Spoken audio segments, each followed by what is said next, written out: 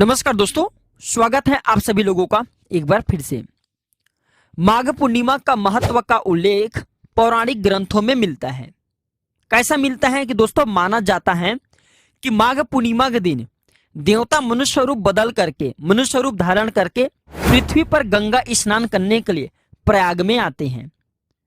दोस्तों प्रयाग में 1 महीने का कल्पवास होता है। संगम के तट पर कुछ जो लोग होते हैं कुछ काल के लिए निवास करते हैं। और देवी देवता भी ऐसा माना जाता है, बहुत से जो देवी देवता हैं स्वरूप बदल करके प्रयाग में मनुष्य रूप धारण करके आते हैं। तो जो श्रद्धालु माघ पूर्णिमा के दिन अगर जाते हैं प्रयाग में स्नान करते हैं, या फिर जो श्रद्धालु कल्पवास कर रहे हैं अगर इसका समापन करते हैं या फिर माघ पूर्णिमा के दिन स्नान करते हैं, तो गंगा मैया ऐसे व्यक्तियों के सभी प्रकार के रोग दोष, सभी प्रकार के जो पाप है उसे नष्ट करने का काम करते हैं। इस दिन हो सके तो साधु संत हैं, ब्राह्मण है, सबको आदर पूर्वक गंगा में प्रयाग में स्नान ध्यान करने के बाद भोजन कराइए। फिर आपके आसपास में कोई पवित्र नदी है तो वहां पे स्नान कीजिए, या फिर नहीं स्नान करना चाहते हैं, आपके घर के आसपास में कोई पवित्र नदी नहीं है, तो गंगा की जल नहाने के पानी में कुछ बूंद डाल करके आप स्नान कर सकते हैं। इससे दुख दर्द बीमारी ये सबसे मुक्ति मिलती है। तो माघ पूर्णिमा का प्रारंभ 2023 में 4 फरवरी शनिवार के दिन रात्रि 9:29 में शुरू हो जाएगा और इसके समापन 5 फरवरी रविवार 11:58 में समाप्त होगा। तो माघ पूर्णिमा के दिन क्या करें? तो माघ पूर्णिमा के दिन पवित्र नदी में, सरोवर में स्नान करने की परंपरा है। गंगा नदी में स्नान करने की परंपरा है। इससे जन्मों के पाप नष्ट होते हैं। जो व्यक्ति अगर इस दिन अपने पितरों के निमित्त हेतु स्नान करते हैं तो ऐसे व्यक्ति के पितरों को भगवान नारायण की कृपा प्राप्त होते हैं, स्वर्ग की प्राप्ति होती है। इस दिन भगवान विष्णु, माता लक्ष्मी की पूजा करने का खास दिन होता है। पूर्णिमा पर माता लक्ष्मी, भगवान विष्णु जी ये दोनों पृथ्वी लोक पर भ्रमण करने के लिए आती हैं, तो इनकी पूजा करते हैं। तो ये अपने भक्तों पर ज्यादा से ज्यादा कृपा बरसाती है। जागृत अवस्था में होते हैं इस समय, तो जीवन के सभी जो दुख होते हैं इसका निवारण होता है। इस दिन पूजा घर में घी का अखंड दीपक जरूर जलाना चाहिए। जो दीपक है इसे सौभाग्य का प्रतीक माना जाता है, इसे ऊर्जा का प्रतीक माना जाता है। देवी देवताओं की इसे ऊर्जा कहे गए हैं।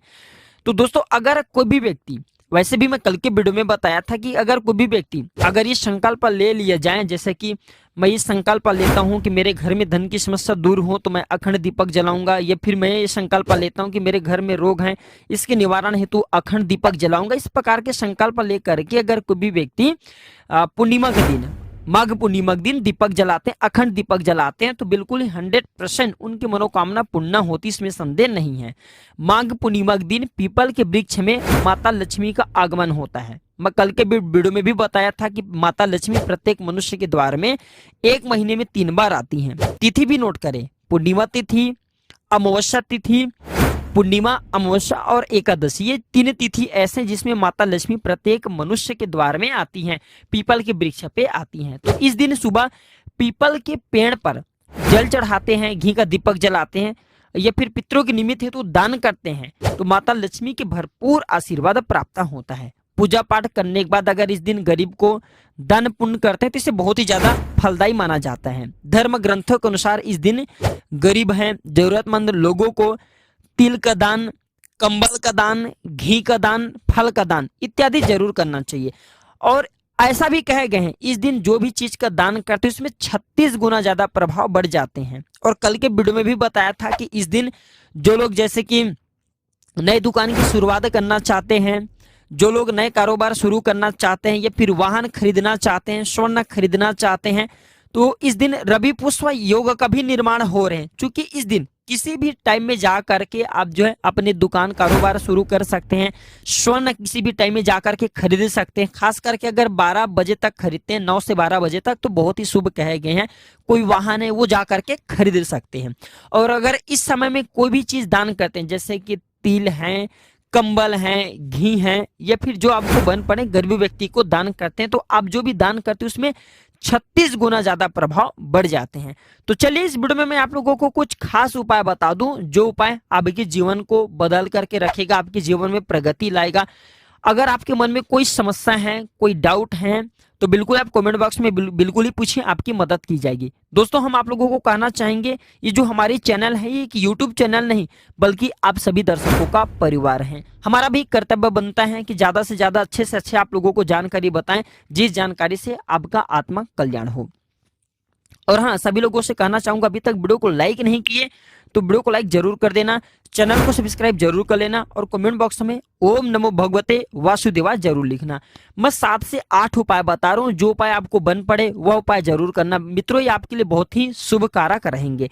और चूंकि इसमें 4 शुभ योग का निर्माण हो रहे माघ पूर्णिमा के दिन, रवि पुष्प योग का निर्माण हो रहे हैं, सर्वार्थ सिद्ध योग का निर्माण हो रहे हैं, 2 और योग का निर्माण हो रहे हैं, तो 4 ऐसे शुभ योग का निर्माण हो रहे हैं जो देखिए ऐसा माना जाता है शुभ समय में एक अच्छे मुहूर्त में उपाय करते हैं तो ये ज्यादा फलकारी होते हैं और तत्काल अपना तीक्ष्ण प्रभाव दिखाते हैं। तो चलिए इस वीडियो में कुछ उपाय को बता दूं। तो जो लोग गंभीर बीमारी से घिरे हैं, ऐसे व्यक्ति को पूर्णिमा के दिन पलाश के पेड़ की जड़ जरूर लाना चाहिए। अगर आपके घर परिवार में किसी को लंबे समय से कोई बीमारी है और वह बीमारी डॉक्टरी दवा करने के बाद भी ठीक नहीं हो पा रही है, किसी भी प्रकार के कोई सुधार नहीं आ पा रहे हैं, ये फिर आपको भी लगता है कि मौसम बदलते ही आपके शरीर में रोग होने लगते हैं, बुखार आने लगते हैं, या फिर कोई समस्या घेर लेते हैं, तो एक काम करना, पलाश के पेड़ की जो जड़ है इस दिन आपको जरूर लाना है और इसे सूती धागे में लपेट करके दाहिने हाथ में बांधना है, तो इससे रोगों से मुक्ति मिलती है। और अगर इस दिन भगवान सत्यनारायण की पूजा किया जाए, इसके कथा किए जाए, या फिर इस दिन माता लक्ष्मी संबंधी कोई उपाय किया जाए तो उस क्षेत्र में बिल्कुल ही आपको सफलता जरूर मिलती है। जैसे कि आपको सुख चाहिए, समृद्धि चाहिए, घर परिवार में ज्यादा से ज्यादा आप चाहते हैं धन समृद्धि बने रहे, तो इस दिन भगवान सत्यनारायण की पूजा करें। भगवान सत्यनारायण को आप जो है दूध से अभिषेक करा दीजिए और अभिषेक कराए हुए जो पानी है, या फिर माता लक्ष्मी जी है, या फिर ये दोनों का मूर्ति नहीं है तो श्री यंत्र घर में आप उन्हें दूध से स्नान करा दीजिए और इसके पानी का छींटा घर में मारे, तो घर में सुख समृद्धि बनी रहती है। वीडियो को स्किप करके नहीं जाना है, छोड़ करके नहीं जाना है। अब इधर की जो जानकारी बताऊंगा, पैसों से भी आप इस प्रकार की जानकारी खरीदेंगे तो भी कोई नहीं बताने वाले। मैं चाहता हूं कि ज्यादा से ज्यादा लोगों का भला हो, इसलिए मैं अच्छे से अच्छे जानकारी आप लोगों के बीच में लाने का प्रयास करता हूं।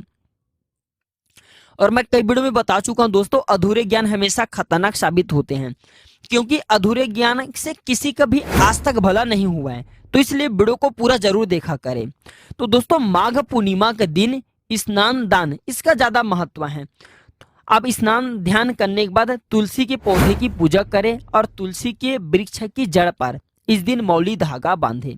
क्या करें? मौली धागा बांधे। मनोकामना बोलते हुए अगर इस दिन मौली धागा बांधा जाए तो मनोकामना की पूर्ति होती है। कहते हैं कि मां लक्ष्मी की पूजा में सुपारी का प्रयोग जरूर करना चाहिए, क्योंकि सुपारी माता लक्ष्मी को बहुत प्रिय है। मां लक्ष्मी को प्रणाम करें, इसके बाद उस सुपारी को माता लक्ष्मी को भेंट कर दे और माता लक्ष्मी के सामने में ही अगर पूर्णिमा के दिन 1000 बार अगर इनके बीज मंत्रों का जाप करें, जैसे कि ओम श्रीम श्री नमः, इस प्रकार के जो मंत्र कहे गए माता लक्ष्मी के बीज मंत्र होते हैं, तो इससे घर में आर्थिक तंगी दूर होती है। सुपारी कोई साधारण चीज नहीं है, पिछले वाले वीडियो में भी बता चुका हूँ। सुपारी से जिस भी देवी देवता का आह्वान किया जाए उस देवी देवताओं के स्वरूप आकर के बैठ जाते हैं। हमारे हिंदू धर्म में ये भी प्रचलित है। मैं कहना चाहूंगा जैसे कि हम सब कोई भी पूजन पाठ घर में अनुष्ठान करते हैं तो उसमें हम सुपारी का प्रयोग करते हैं। सुपारी में जैसे कि हम नवग्रह का निर्माण करा देते हैं, नवग्रह जब बनाते हैं, गौरी गणेश की स्थापना करते हैं तो सुपारी का प्रयोग करते हैं। तो सुपारी में जिस भी देवी देवता का आह्वान करते हैं उस देवी देवता की शक्ति आ जाती है। तो माता लक्ष्मी की आह्वान कीजिए, माता लक्ष्मी की बीज मंत्रों का जाप कीजिए तो सुपारी में आ जाएंगे। फिर उस सुपारी को अपने पास में रखिए, हमेशा आप जो है आर्थिक तंगी से बचे रहेंगे। ज्यादा से ज्यादा आपको धन में लाभ होगा, जितने भी भौतिक सुख हैं यह आपको प्राप्त होगा।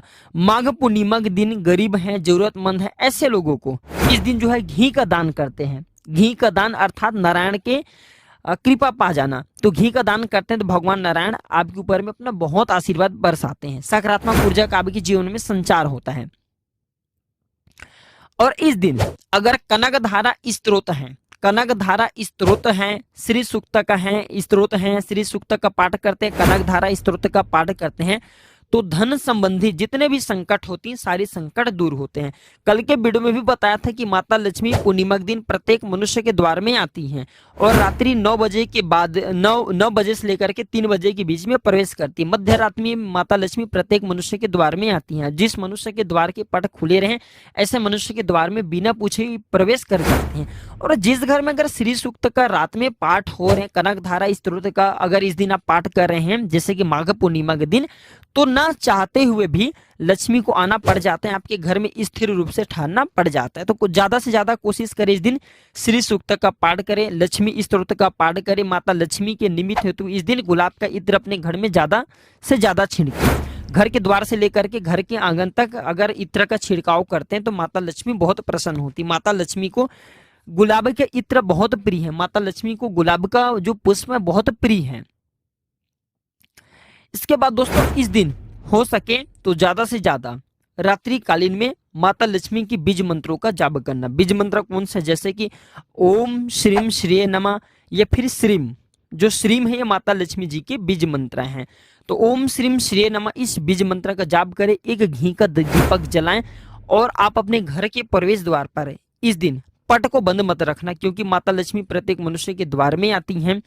तो पट को खोल करके रखना है। 9 से 3 बजे के बीच में रात्रि जागरण करें, घी का दीपक जलाएं और घी के दीपक जलाने के साथ साथ आप अपने घर में कच्चे धूप का धुएं दिखाएं। जो घर में ज्यादा सुगंध होती है, ज्यादा से ज्यादा सुगंधित रखते हैं, ज्यादा से ज्यादा माता लक्ष्मी के आगमन के लिए जो लोग अथक प्रयास करते हैं, ऐसे व्यक्ति पर माता लक्ष्मी बहुत प्रसन्न होती हैं। ऐसे व्यक्ति के घर में स्थायी रूप से माता लक्ष्मी ठहर जाती हैं। आज के डेट में देखा जाए तो ज्यादा से ज्यादा लोगों को लक्ष्मी चाहिए, धन चाहिए, क्योंकि धन है तो धर्म है। धन के अभाव में कोई भी आप जो है चाहे धार्मिक कार्य हो चाहे कोई अच्छे कार्य हो, ये सब इनके अभाव में आप नहीं कर पाएंगे। चाहे साधु हो चाहे सज्जन हो, सबको धन की जरूरत पड़ती है। श्री है तो सब कुछ है। तो दोस्तों हमने इस वीडियो में बहुत सारे उपाय बताए हैं। जो उपाय आपको बन पड़े वो उपाय जरूर करना, और कुछ उपाय नहीं करना चाहते हैं, आपके पास में टाइम का अभाव, तो इस दिन आप तुलसी मैया को एक नारियल भेंट कर देना और तुलसी मैया की 7 बार परिक्रमा जरूर लगा लेना। तुलसी मैया की परिक्रमा लगा लेना, गौ माता की 7 बार परिक्रमा लगा लेना। गौ माता की परिक्रमा नहीं लगा सकते तो 7 बार अगर पीपल की वृक्ष की शाम के समय में घी का दीपक जला करके परिक्रमा लगा लेते हैं तो आपके दुर्भाग्य दूर हो जाएंगे, जीवन में आपकी प्रगति आना शुरू हो जाएंगे। और जिनके प्रगति होते हैं ऐसे व्यक्ति को फिर धन दौलत स्वतः ही प्राप्त होना शुरू हो जाते हैं। तो पहला तुलसी के वृक्ष है, तुलसी के वृक्ष नहीं है, इनकी परिक्रमा नहीं लगाना चाहते तो गौ माता की परिक्रमा लगा लीजिए। गौ माता के नहीं लगाना चाहते तो पीपल की वृक्ष की परिक्रमा लगा लीजिए। तो आज की जानकारी पर समाप्त करता हूं। दोस्तों वीडियो अच्छी लगी तो इसे अपने तक सीमित मत रखिएगा, इसे आगे जरूर शेयर करना। ये छोटे से जानकारी आपके जीवन में मंगलमय साबित जरूर लाएंगे। दोस्तों आज की वीडियो ये भी समाप्त करता हूं। धन्यवाद, नमस्कार।